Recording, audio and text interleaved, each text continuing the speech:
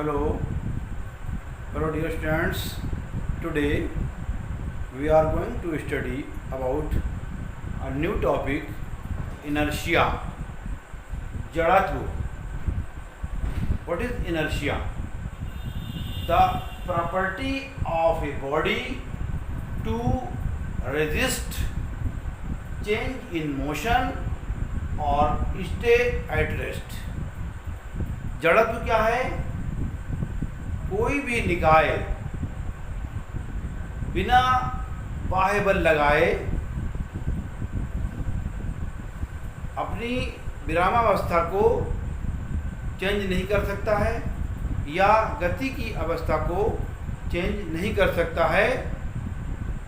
अर्थात अगर कोई वस्तु यानी कि निकाय अगर विरामावस्था में है तो वो विरामावस्था में ही रहेगा और अगर गति की अवस्था में है तो वो गति की अवस्था में ही रहेगा जब तक कि उस पर कोई बाह्य बल न लगाया जाए।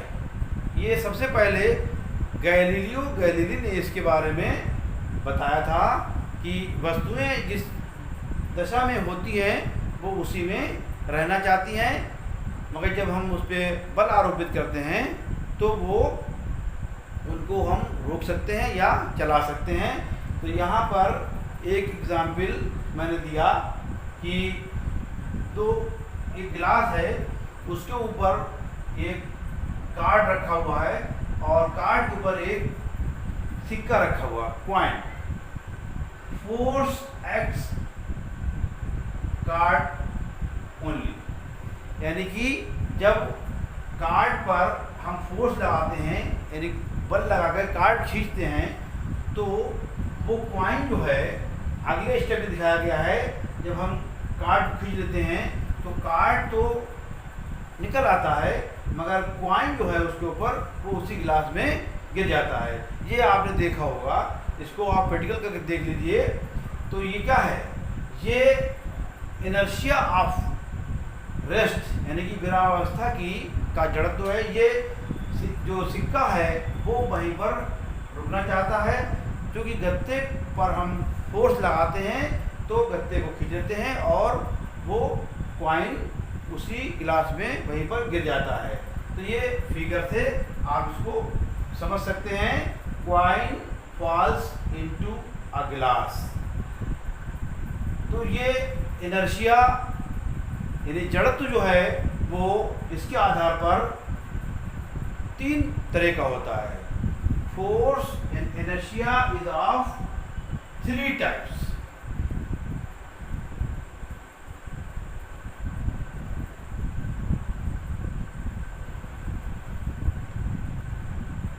Inertia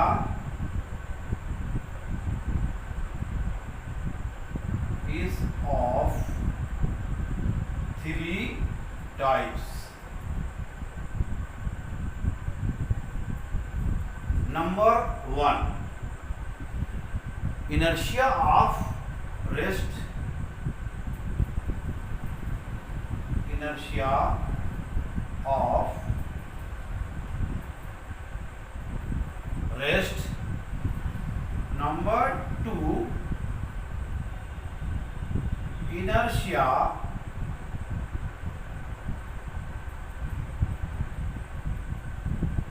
of motion.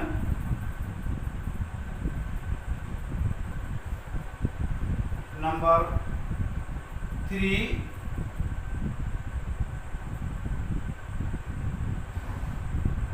inertia of direction. Direction.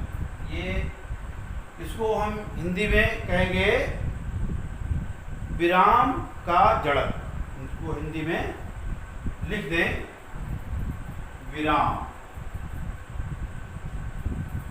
विराम का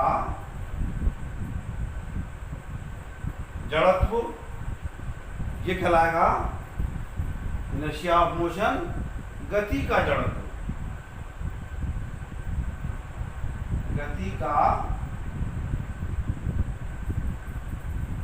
जड़त्व, और तीसरा है इनर्शिया ऑफ डायरेक्शन, दिशा का जड़त्व, दिशा का जड़त्व। तो जड़त्व को एक बार फिर से समझ लें। जड़त्व क्या है? जब किसी निकाय पर,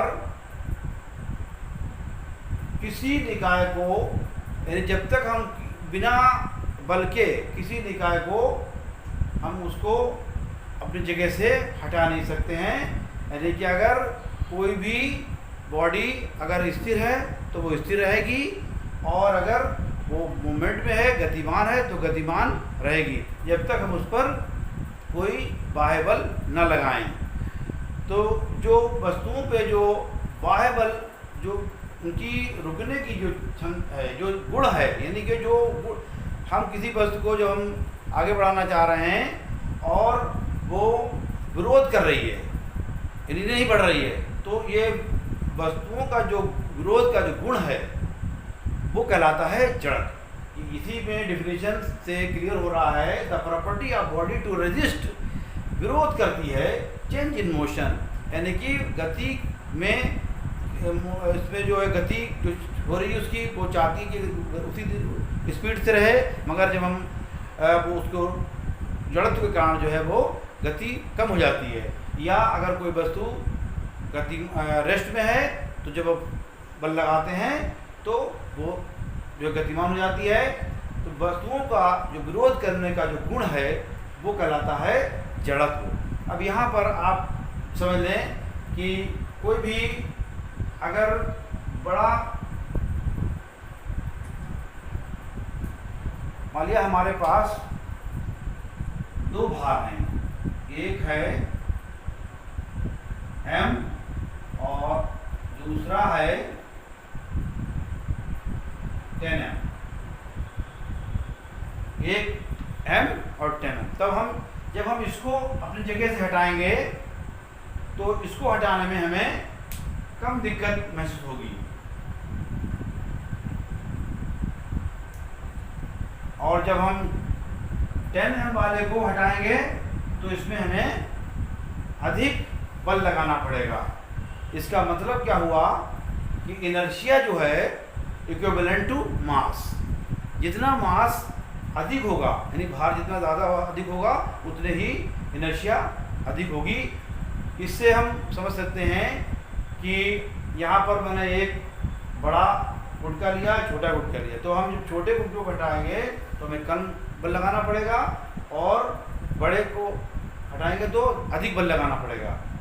तो इसी तरह से और एग्जाम्पल है, जैसे ट्रेन, जब ट्रेन को जब मूवमेंट स्टार्ट करेंगे तो उसमें it is hard to start, और जब वो स्टार्ट हो जाएगी उसके बाद उसको रोकेंगे तब भी जो है हार्डली जो है वो रुकने में, यानी कि इनर्शिया उसका अधिक इनर्शिया होने के कारण वो स्टॉप भी मुश्किल से होगी। इसी तरह से स्टार्ट मुश्किल होगी। तो ये inertia is equivalent to mass. और भी बहुत से एग्जाम्पल हैं। इनर्शिया ऑफ रेस्ट क्या है? Inertia of rest when the body resistance of rest, यानी जब कोई बॉडी विरामावस्था की अवस्था को का विरोध करती है तो उसको वो कहलाती है इनर्शिया ऑफ रेस्ट। इसका एग्जाम्पल है कंबल। कंबल को जब उसके डस्ट पार्टिकल हैं, जब उसमें हम डंडा मारते हैं तो उसके डस्ट पार्टिकल निकल जाते हैं, तो ये भी एक इनर्शिया का जड़त्व का उदाहरण है। और इसी तरह से एक इसका उदाहरण, बस में अगर कोई आप खड़े हैं और बस रुकी हुई है, तो जब ड्राइवर बस को चला देता है तो आप पीछे की ओर गिर जाते हैं। ये एक किसके कारण हुआ?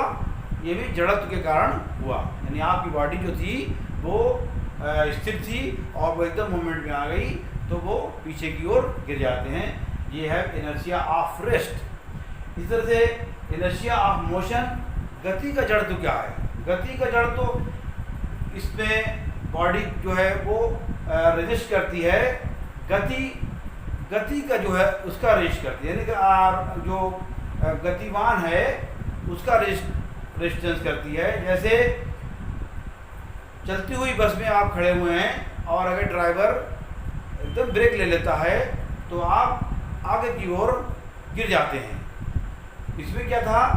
इनर्शिया ऑफ मोशन, गति के जड़ में, यानी कि जब आप बस के साथ आपकी बॉडी गतिमान थी, जैसे बस ड्राइवर ने ब्रेक लिया, आप बस रुक गई और आप जो थे आगे की ओर गिर गए, तो ये कहलाता है गति का जड़त्व का उदाहरण है इनर्शिया ऑफ मोशन। इसी तरह से इनर्शिया ऑफ डायरेक्शन, दिशा का जड़त्व भी होता है। इसका सबसे अच्छा एग्जाम्पल है कि बाइक सवार जब स्पीड से जा रहा है और अगर वो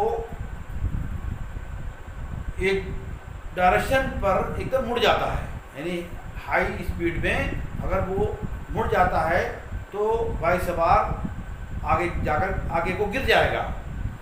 तो ऐसा क्यों हुआ? क्योंकि ये इनर्शिया ऑफ डायरेक्शन की वजह से, दिशा का जड़ की वजह से उसकी बॉडी जो थी उस दिशा में गतिमान थी, मगर वो जब उसने एकदम टर्न ले लिया तो वो बॉडी उधर को गिर गई।